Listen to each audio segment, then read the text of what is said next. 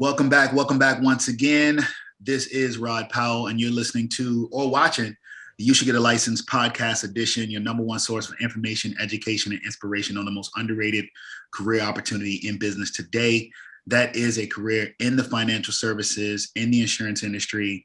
Today, we have a heavy hitter in the building. Very excited about the conversation. A gentleman who is, an incredible just inspiration, very passionate about this business, is incredible just in front of a room, like when he speaks, the things that he's accomplished over the last 10 years in the business. I'm going to let him kind of share where he specializes, but I will say that he's an educator, he's a leader. I want to bring up to the You Should Get a License podcast stage my man, Mr. Keyon Corniffe. Keyon, how you doing, sir? Man, I'm doing good, Mr. Rod. How you doing, brother? How you doing today? Awesome, man. Hey, look, really excited to have this conversation. First off, I know you're down in Florida, some storms and such that's happening. So just glad that you were safe, man, you and your family, which we're going to talk about. But just glad that everything is okay down there and you were able to still have the conversation tonight. So thank you.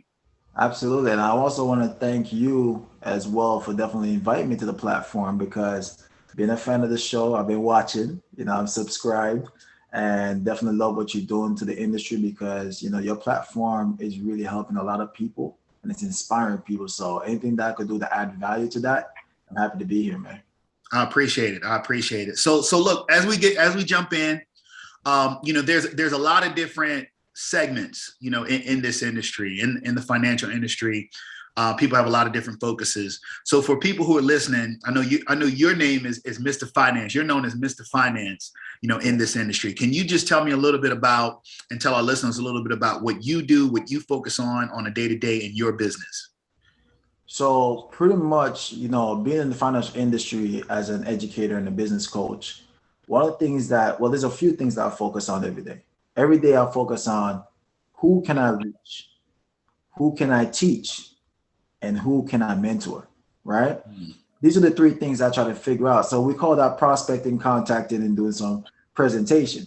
I like to call it mentorship, right? So for me in the business, I focus on the main things, which is the prospecting piece, going out, meeting people, talking to people, collaborating, find out what are some people's concerns when it comes to finance. I pay attention to their concerns. I listen to their concerns all the time. I'm more concerned about their concern, right?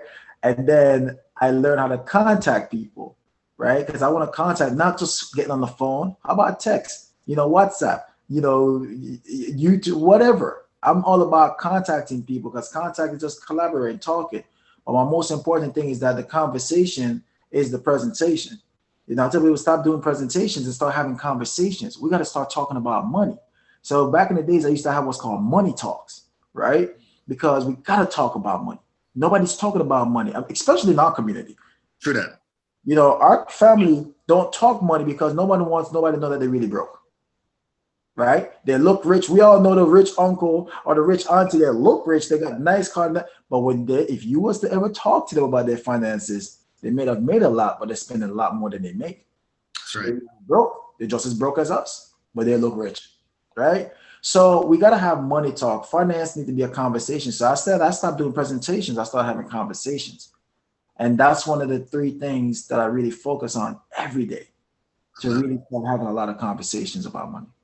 Absolutely. So really, in that education, it's really about just sparking the opportunity to just speak about it, right? And you mentioned something that was very important, just especially in our community where it's really not something that we speak to, in public, right? It's kind of something we keep to ourselves.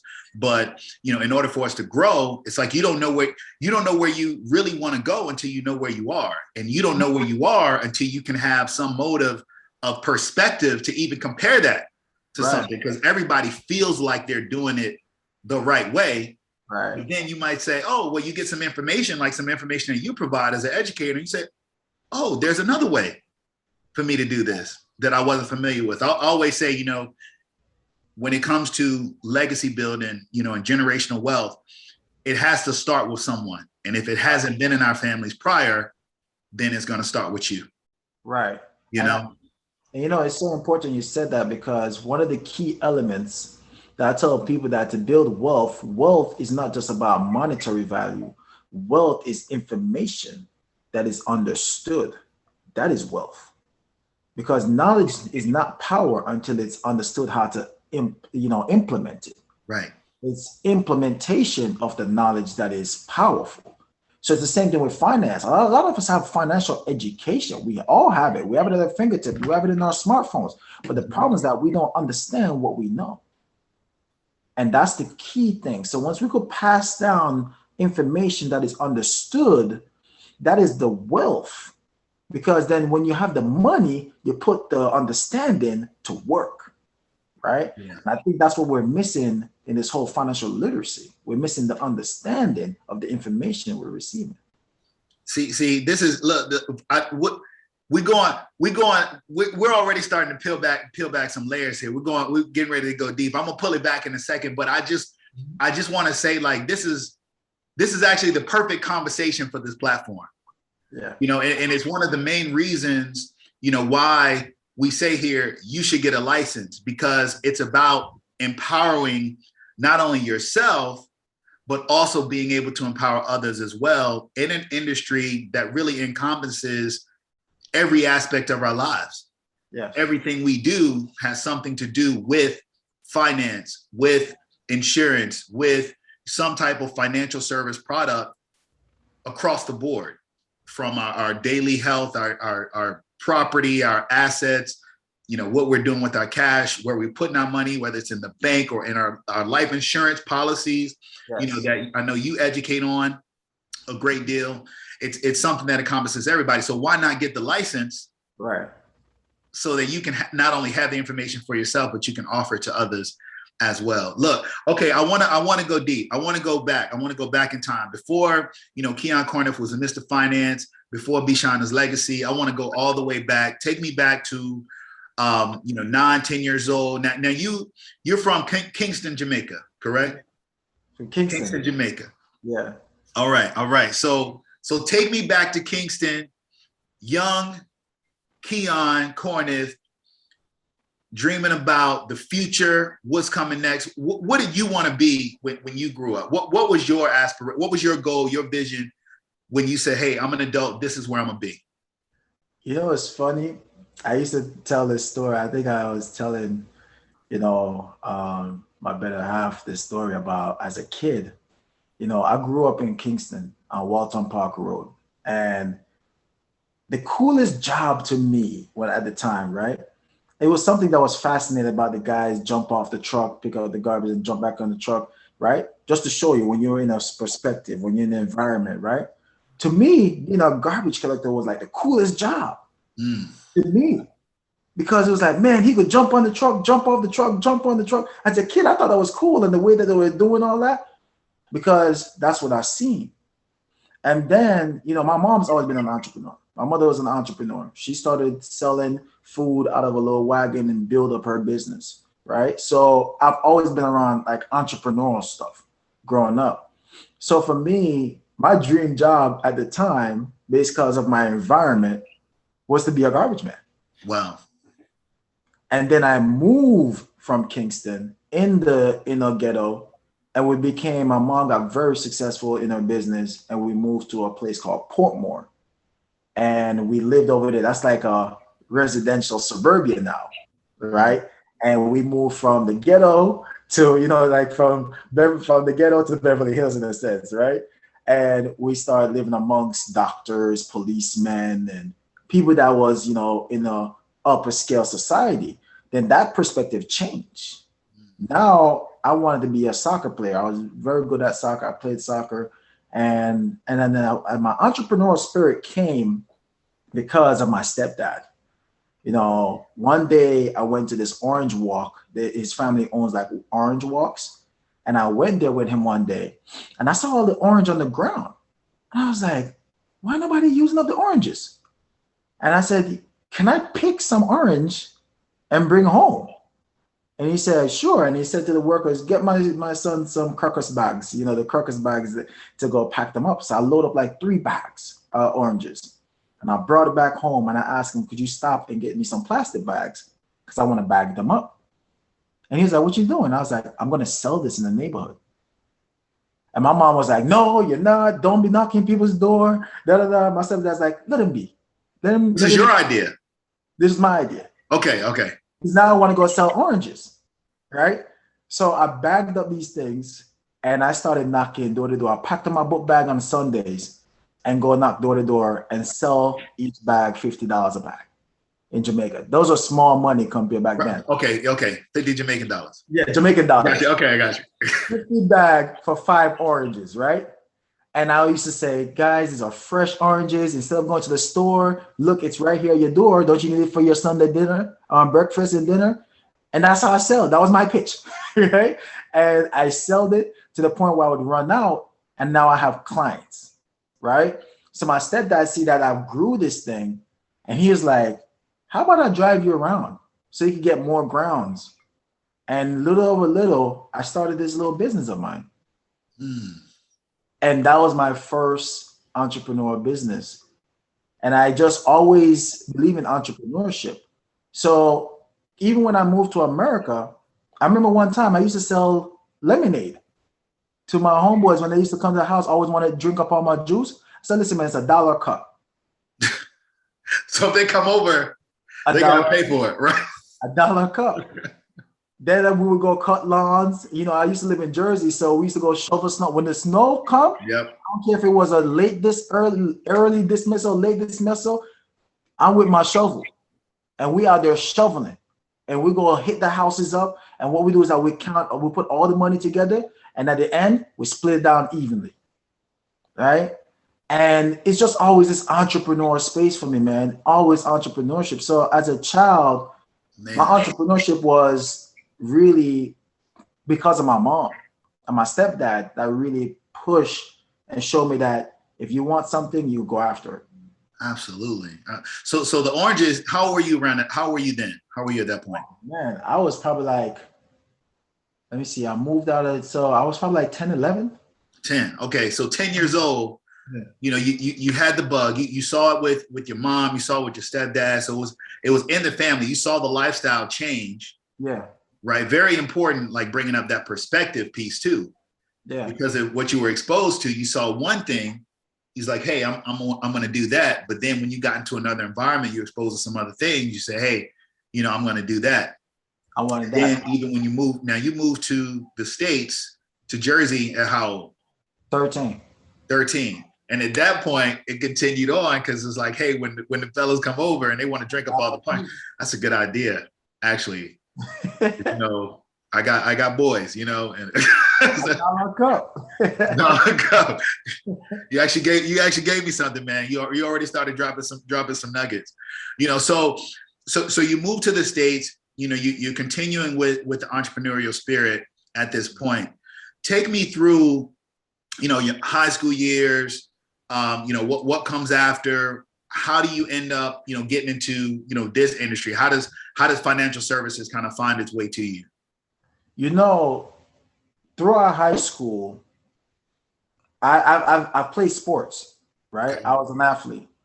And despite even playing football, track, and wrestling, I still work a job. I was working. I would leave from practice at 5, get to work at 6, get off at 10. And by the time I get home, it's like 11. And I do that every day. I worked every day. And you're in high school at this point? I'm in high school. Wow. So I always wanted things, and I had to help my mom at the time. Because at this time, you know, my mom was trying to get into like different industries and stuff like that. So when my sister left at the time, you know, that income left. So I picked up the tab. And I started helping her, and I said, you know, all I need is like $50 for my check, you know, just so I could have some pocket money. And I work, make sure my mom had my check, and I go out and go play sports. You know, my mom worked 3 jobs, man. I watched that lady gave up everything in Jamaica to get us over here and started from ground zero. So I just wanted to help her no matter what. So all throughout high school, a lot of people didn't know that's how my setup was. So I was working, playing sports, and making sure that mom get a check. And then my mom started saving up, and she got to a point where she could buy our first house.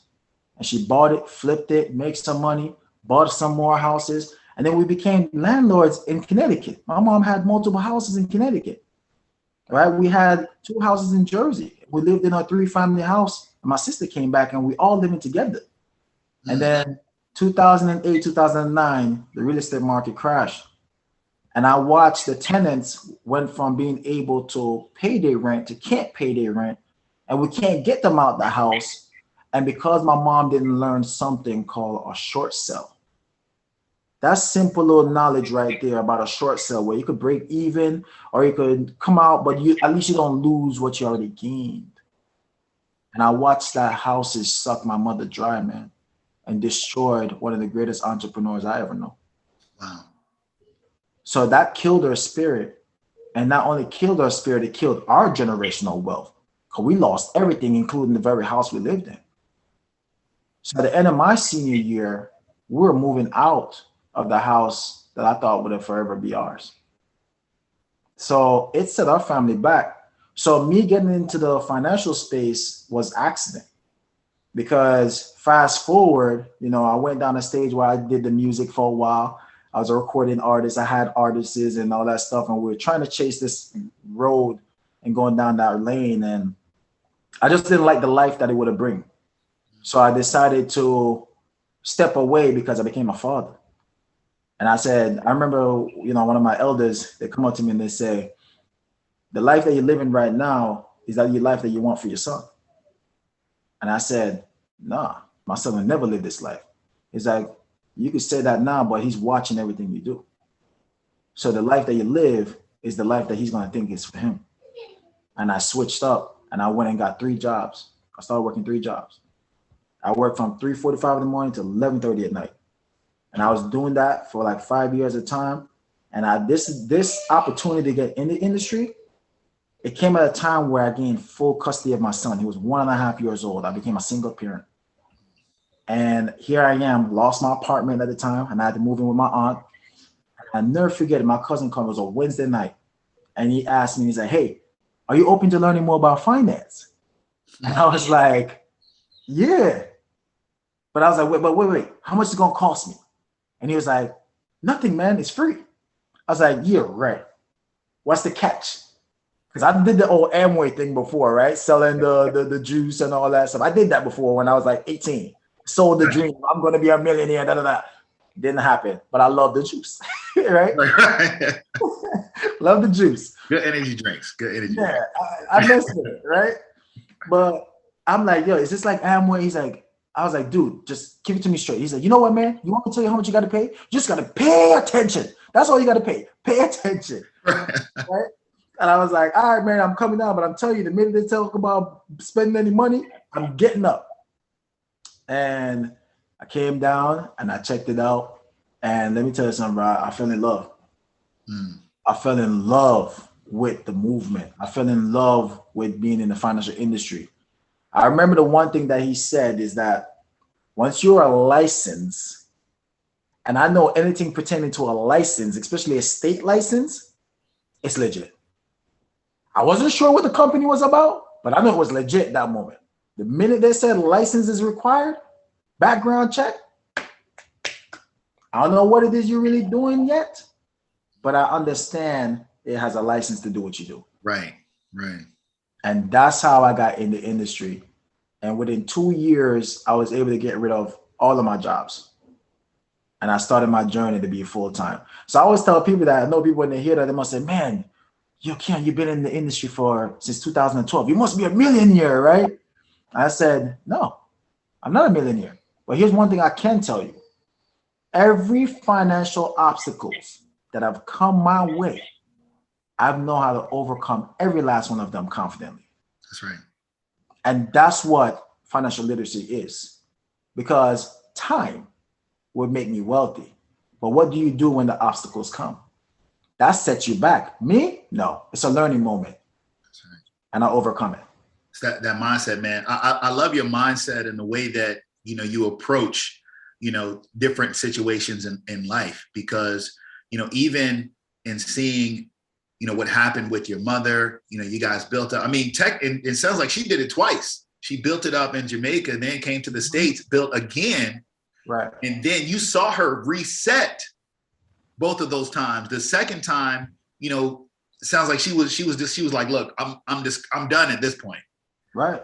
You could have very well been like, yeah, you're right. No need for me to continue with my entrepreneurial spirit or that same mindset. But you said, no, I'm going to continue on, and I'm going to take a step, go out on faith. Even when your cousin called, it's like you could have said, man, you know what?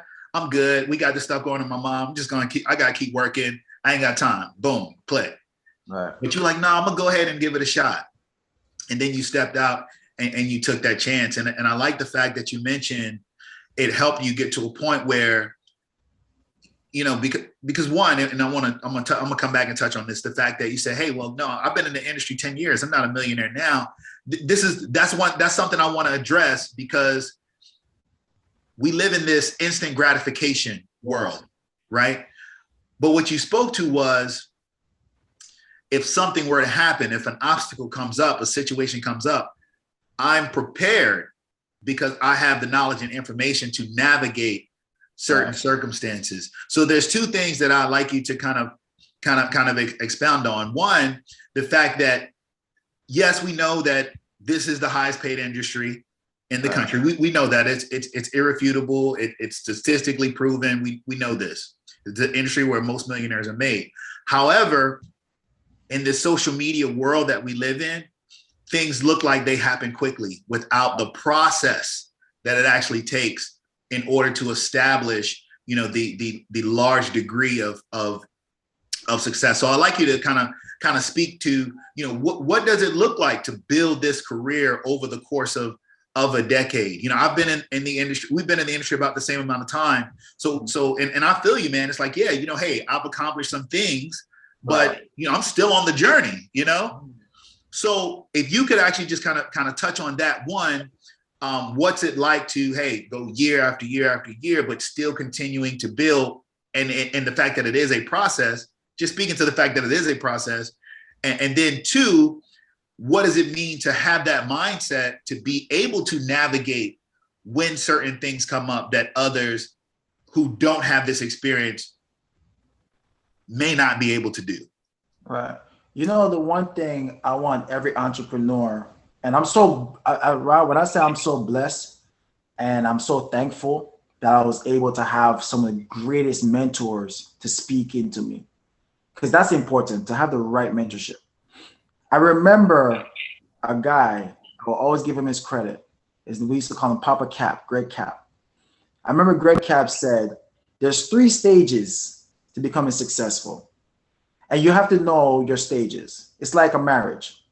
He said in the first year, you're learning. It's the most confusing year of your life in business, but it's your learning stage. In the 5th year, by the first year and after the years after that, it's the implementation. You're implementing what you've learned until you find your own rhythm. And so by the 10th year, your business will be on autopilot, where it just happens naturally without even effort.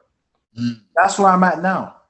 Because now I look at my business compared to me 10 years ago, just this month, well, last month, because we're now in what, October? October, yep. In September, we submitted over $62,000 in business in 1 month, right? So someone would say, whoa, 10 years for that? No, it's not 10 years for that. It's the reward of never giving up on your dreams, because life's going to test you, try you, and punch you down. People are going to doubt you, criticize you, and try to condemn you.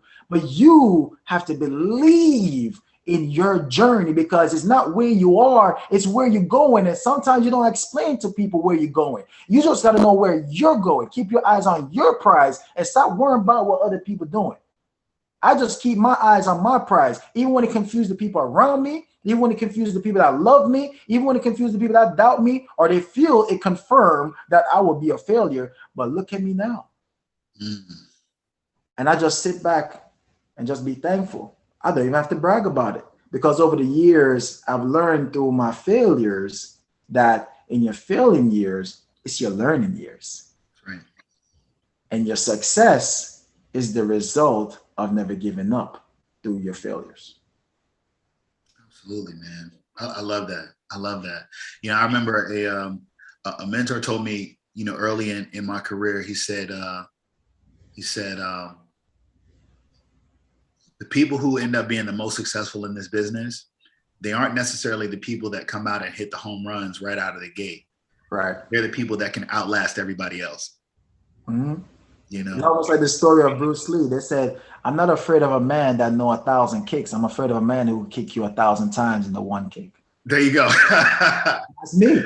I'm the guy that could kick you 1,000 times in one kick. That's it. That's it, man. No, I love it. So let's talk about you know, that journey, right? Mm-hmm. How would you describe, you know, just your first year? You know, even having one.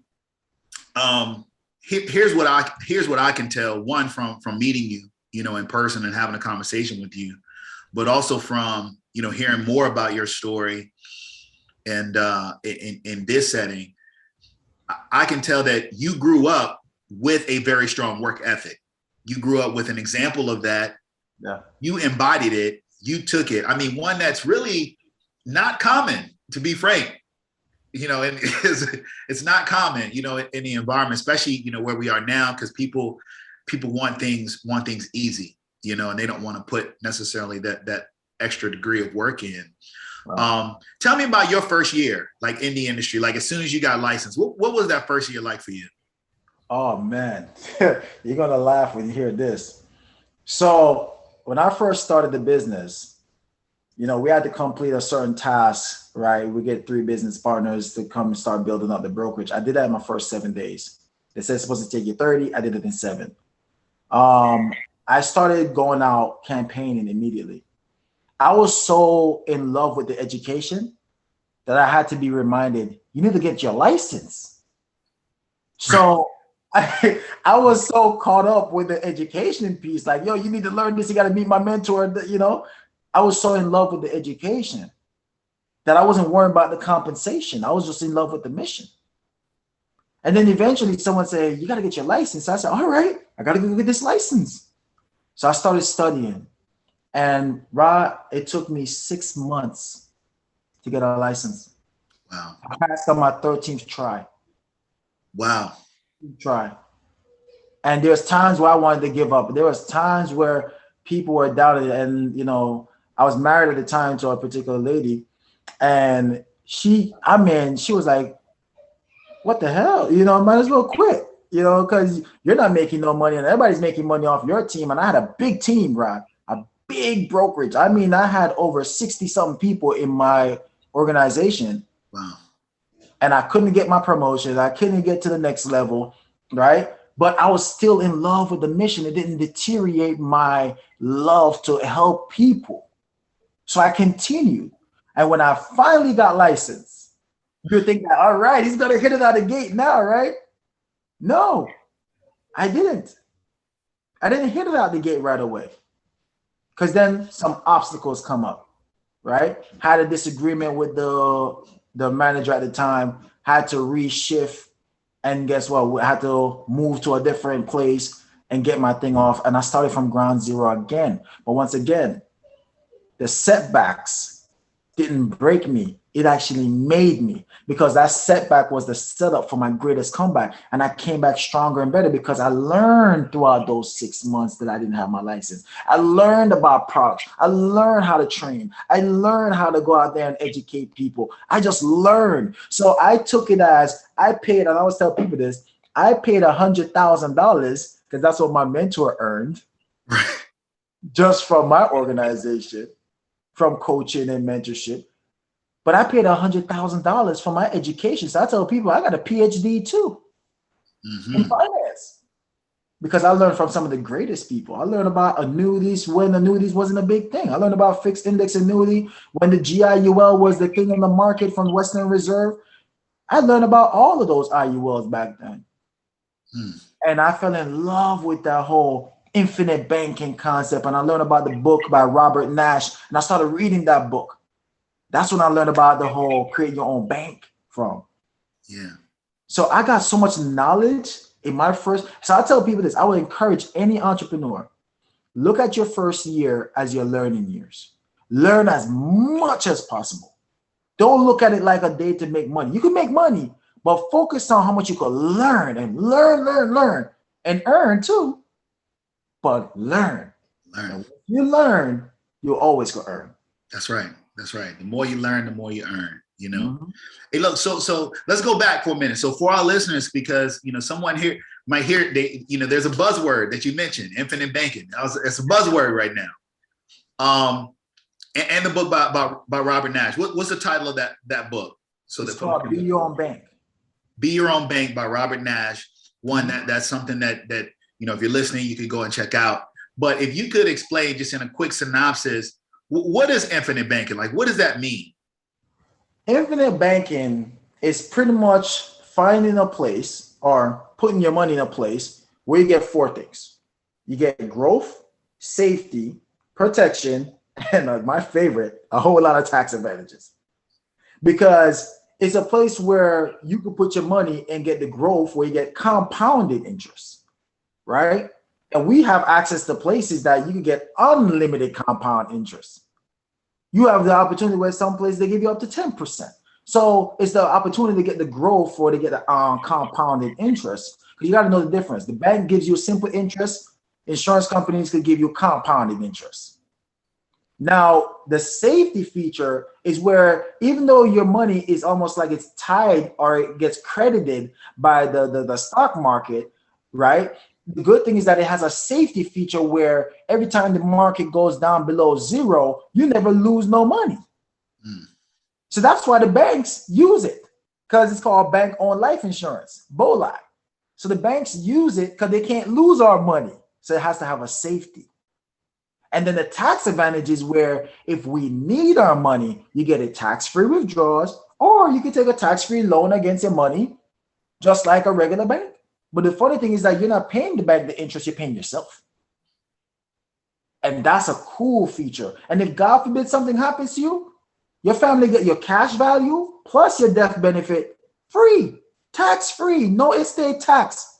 And it's because of the tax code 7702 section A that make your life insurance money and death benefit not consider an asset. But if you die and leave $1 million in the bank, that is considered an asset, which requires to go to a probate court if you don't have a trust in place. That's why we have to be our own bank. Boom. Boom. Hey, look, why you talked about when infinite banking, you mentioned life insurance as a part of this.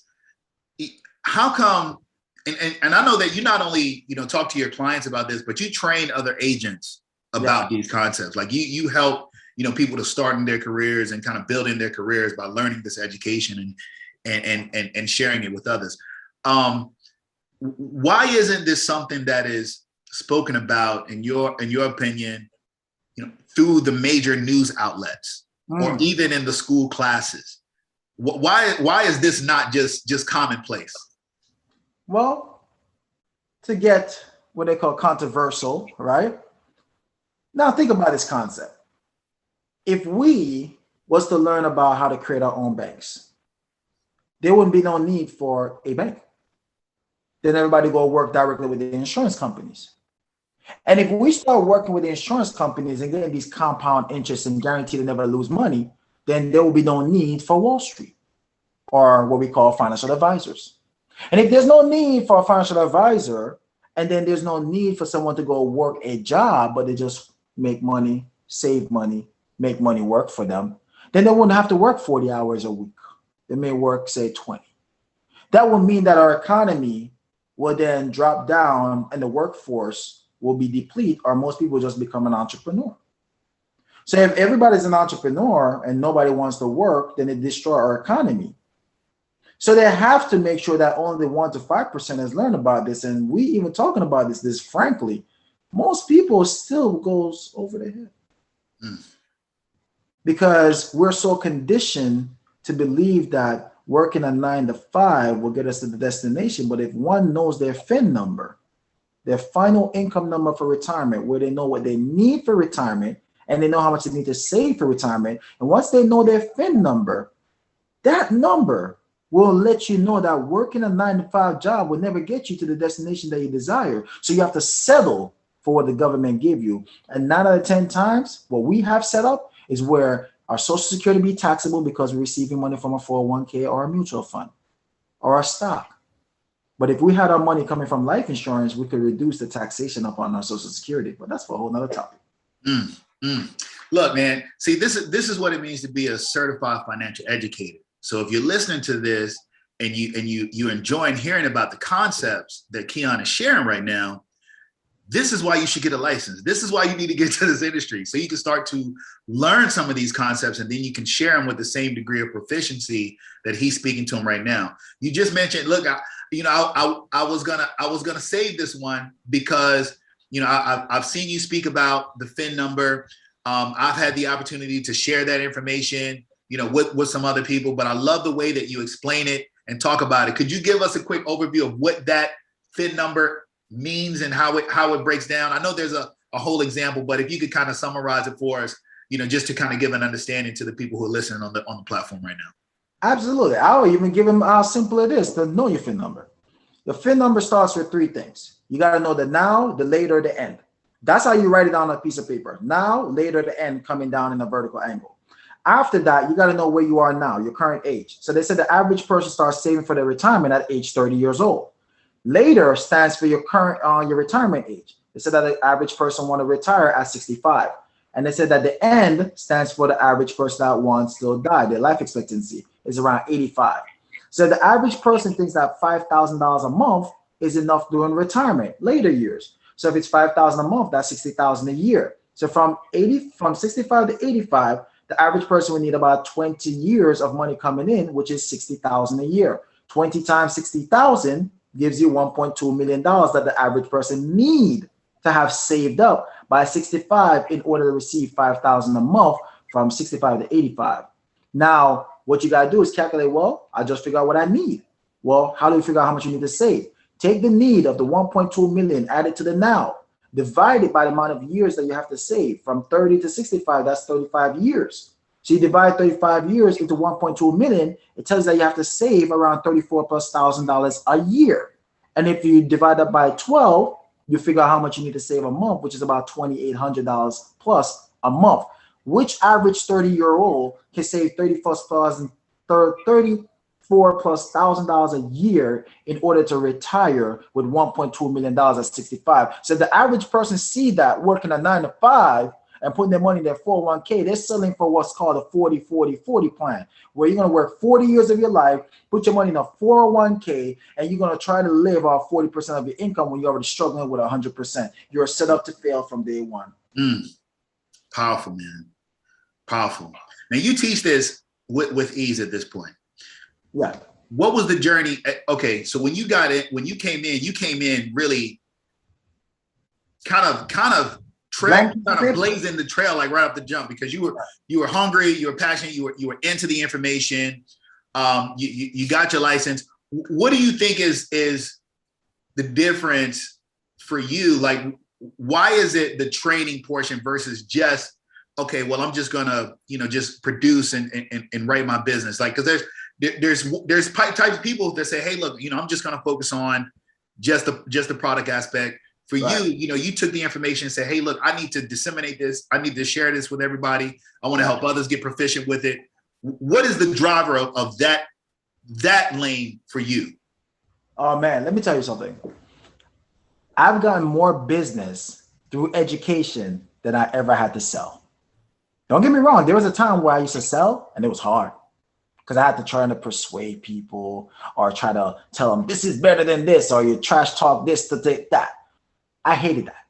Yeah. I hated that because there's no such thing as bad insurance. They're all good. It's just depending on where you are. So I've learned how to educate. So there's 4 things I teach people. I teach them their FIN number, which tells them why they need to start saving now. I don't care if it's $10, $50, start now, right? So that creates the why. Then I teach them how to put together a budgeting plan. I show them the how to save. And then I show them how to create a financial foundation, how and what you need to have in place. So the fact that I provide financial services with financial education, when I show someone to put together their proper protection, and I say, hey, based on the understanding, before you die, there's 4 things you need to have in place: life insurance, final expense insurance, a will, and a trust. Why do I need these things? Life insurance to replace your dime. It pays for your debt, replace your income for 10 years, pays the balance on your mortgage, and educational planning for your children. That's why you need life insurance. Why do you need final expense insurance? Because life insurance doesn't pay out within 24 to 48 hours. It takes around 4 to 6 weeks. So you need final expense insurance that takes care of the funeral arrangements. That pays out within 24 to 48 hours. And the reason why you need to have a will, you need to have all your wishes written down in documents so it avoids the arguments. And the trust is to protect all your assets: house, car, jewelry, all of that. That's why I show people how to create that financial foundation by putting together proper protection first. Then we show you how to manage your debt. Then we show you how to create an emergency fund. And then we show you how and where to save and invest your money. And last piece of it, 4th thing, we'll show them how to use the wealth formula to build up their savings and their investments. Absolutely. And then if you can teach that to enough people, then they can also be sharing that message as well. And they empower it for themselves. And empower for themselves. It's amazing. No, I love the model, man. Like I love the way that you approach it. Let me ask you this. So at this point, you're 10 years in. I know you're building, man. We talk on a fairly, or at least see each other on a fairly regular basis. We share some mentorship and some friendships. What's keeping you motivated? Like, what keeps you motivated on a day-to-day basis? There was a time where I used to think it was my family, but it's not. As you said it, it came to me. I call it the light bulb moment. I never really talk about it publicly, but for me, what keeps me motivated is the light bulb moment. It's the moment where someone didn't know anything, and the moment when they go, oh my God, I get it.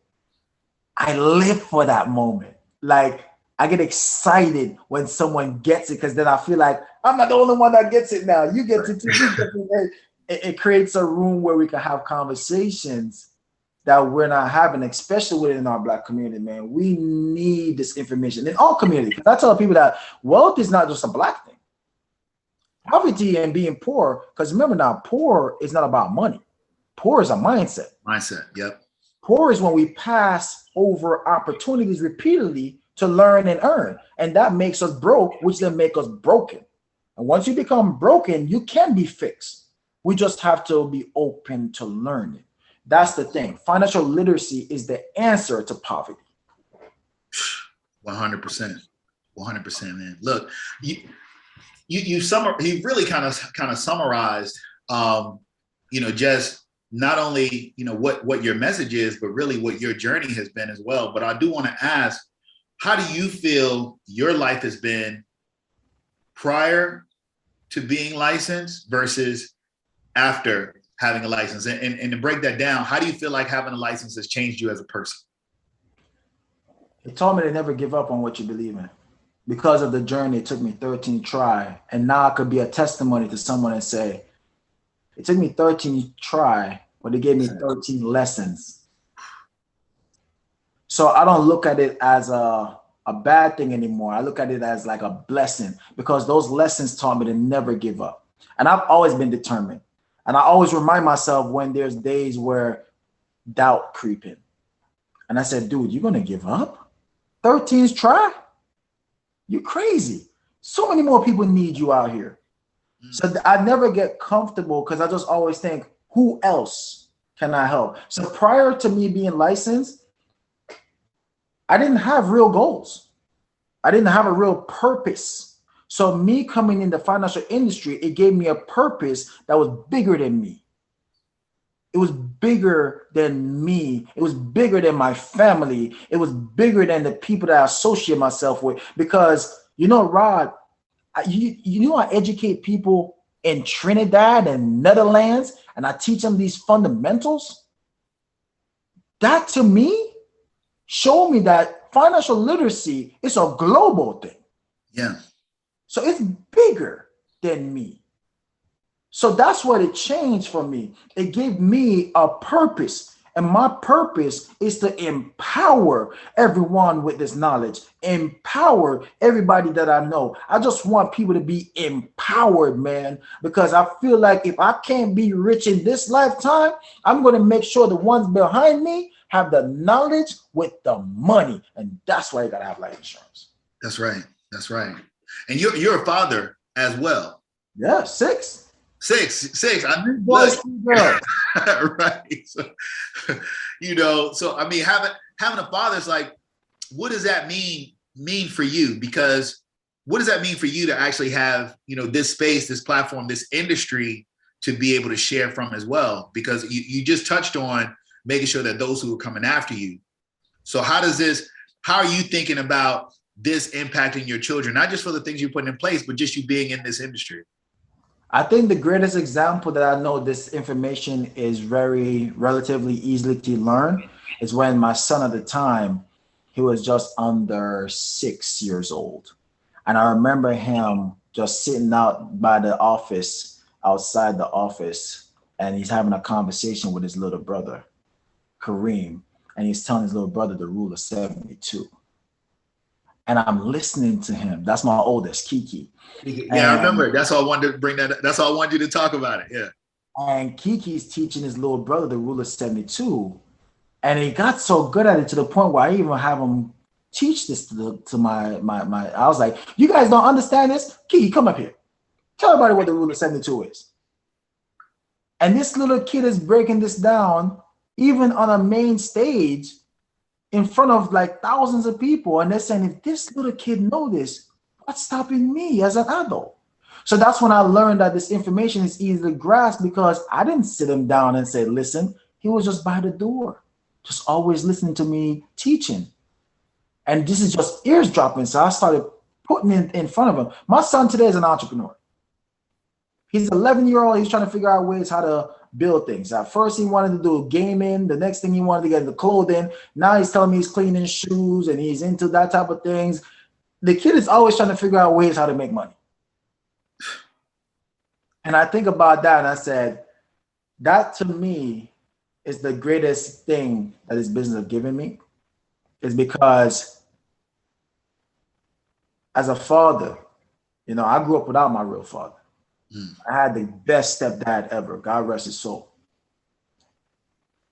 To me, I just want to give my kids something that will last forever. And it's not money. It is not materialistic things, but it's knowledge. Yeah. And when you give someone knowledge, you can't stop them. You could lock them up. You could take away their material. But this, no one can take this from you. That's right. The one thing I want to make sure all my kids have is this. Once you have this, you can make it all the time, every time. As a matter of fact, you make more because you learn from your mistakes. So the head start I want to give my kids is the understanding with the information. Absolutely, man. Yes. So at this stage, when you think about your goals, when you think about the evolution, of Mr. Finance and where your career is headed, what's the end goal? What does it look like 10 years, 15 years, 20 years from now? What is the final end game for Keyon Corniffe? Well, now you get a chance to hear my end goal. All right. So my end goal, it starts with my FIN number. Okay. My FIN number is $42.6 million by the age of 50 years old, which will give me $50,000 a month from 50 all the way to age 121, because I will be living a very long life. 25,000 for me, 25,000 for my spouse. And what we're going to do is go around the world and create infrastructures, not just for agriculture, but also pertaining to education. And I want to go around to less fortunate places around the world and do that for the rest of my life and give back. So my goal is to even create 1,000 people that in my organization that make $5 to $10 million each a year, annually. So that way, that legacy through financial education continues. And if I could change 1,000 people's life before I'm 50 years old and go around the world and impact lives, that's my legacy. So that's why I said, be a Shanaz, be a king's pride, and make that your legacy. My legacy is to continue to empower people and the world with financial literacy. Yeah, man. That's an incredible goal, man. That's a wonderful vision. And you know, I see that for you. You know, I will it for you. And you know, it's kind of inevitable. Like I said, I've seen the energy and passion that you have in regards to what you do, and it's no doubt that that's in your future. That's in your future. Talk for somebody who's listening. Talk to that person who's hearing you right now in this conversation, and they're like, man, you know, the way that he's talking about this stuff, he knows that he's been in this business a while. You know, he's familiar with it. You know, I don't know. But maybe they're thinking about joining the industry. They're thinking about getting into it. What words do you have for them? I want to tell you, and I'm going to talk to you as if I'm already seeing you. I want to tell you, first thing you got to do is know why you're doing it. When I first started, I just wanted to make an extra $10,000 a year just to add on to what I was already making to make ends meet. And then it went from making 10,000 that I wanted to educate 10,000 people. So I would tell you, attach your monetary goals towards a purpose. So that way the purpose will always drive you and the monetary goals will come naturally to you. Never do it for the money. Do it for the purpose. Do it for the mission, and the commission will come. Find a purpose. I can't stress that enough. What kept me going in my down times, hurt times, winning times is my mission. I never stop and say, check, did that. No, the mission continued all the time. So for these past 10 years, I've educated well over 5,000 people in my career. And that's nothing, because I want to get to a place where I could educate 10,000 people a month, 1 million people a year. So you got to tie your desires to a purpose, a mission. And the one mission I'll tell you, and I discovered this literally in my late 20s, I've learned that life is not about what you could get and take, but life is about what you could give. The more you give, the more you receive. And that's why people solve problems. Be a problem solver. I've learned to solve a problem in the financial industry, which is where I teach those people those 4 things: their fin, their budget, their financial foundation, and wealth formulas. I found a problem and I fixed it. And I made something complicated and I made it simple. So if you could simplify complicated things, that's your purpose, and help a lot of people and teach them it. That's the business. That's it. That's how everybody became a billionaire. Come on in. Come on. All right. So look, man, this has been, you know, a powerful conversation. A lot of great gems, jewels, information that was shared. It's going to help a lot of people. It's going to empower some people. It's going to motivate some people, you know, to really pull some triggers and make some moves in their life. If they even if they're not getting their license after listening to this interview, they certainly going to be looking to get their financial house in order for sure with the concepts that you talked about. If somebody wants to get in contact with you, they want to communicate, reach out, they want to find out more, not only about financial literacy and financial education, how to get into the business, how they can work with you directly. How do they reach Keyon Corniffe? How do they reach you? Simple. You go on TikTok and you go find me there. I am Mr. Finance. Or simple, text me or call 973-873-5977. Or you can just literally Google B Shinaz Legacy, which is BSHYNAZ Legacy, and you'll find everywhere to find me. It's not hard to find Mr. Finance. Google Mr. Finance. Look me up on any social media platform. I am Mr. Finance. Yeah. And some great content and inspiration as well that you put out there. We'll make sure that we got, you know, B Shinaz Legacy, Mr. Finance, the social handles, you know, all down on the screen as well for you to check out. Keyon, man, thank you so much for taking the time, coming to speak on the platform, share your story. It's so powerful. It's so inspirational, man. I know that you're going to continue to impact people in a positive way. And for those who are listening, who have been able to experience and benefit from this conversation, maybe you heard something, you heard a nugget, heard a jewel, heard a moment, heard a piece of information that made you think to yourself, you should get a license. Until the next time, take care.